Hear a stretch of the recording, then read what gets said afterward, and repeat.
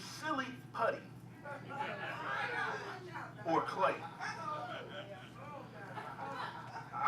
Just a question. Only one can answer it is you, but I want to help you understand, are you silly putty or clay? And I'm going to even get more specific because I've learned in my study, there's 11 different types of clay. And so he says, this is the question, are you silly putty or potter's clay? Let's look at silly putty. Silly putty, most of us have heard of it before, and we played with silly putty. But I want to give you a little background on silly putty. Amen? Amen. It was originally invented by accident. It is the combination of scientific experimental chemicals that didn't go well. And it was during one of these attempts to create a synthetic rubber that Dr. Wright mixed boric acid and silicone oil and made the first silly putty, which initially became called nutty putty. This is the history of this.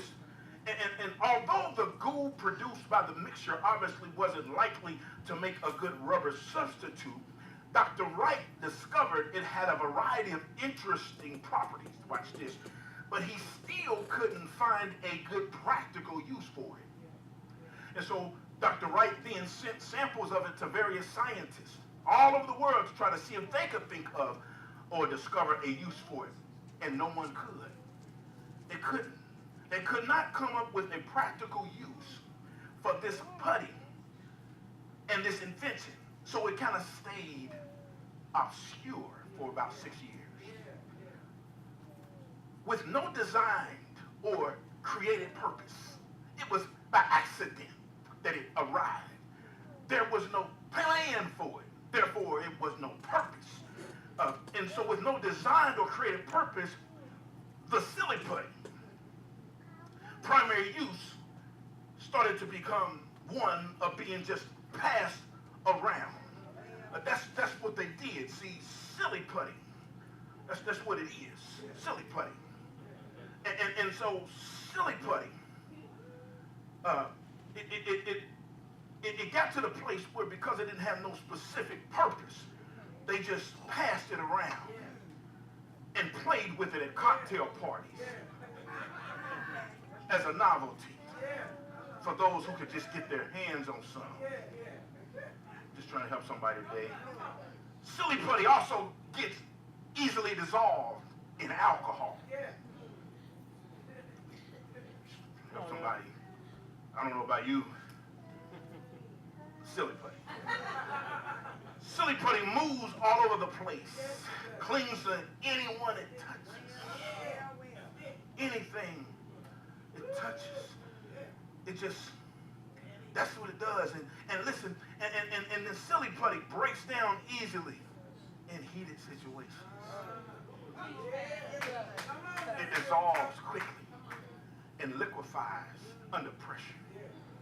It is easily conformative to anybody else's lifestyle. Doesn't matter. Just whatever you want it to be, it'll be. That's silly putty.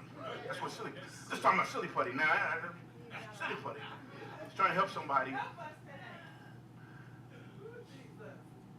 But unlike silly putty,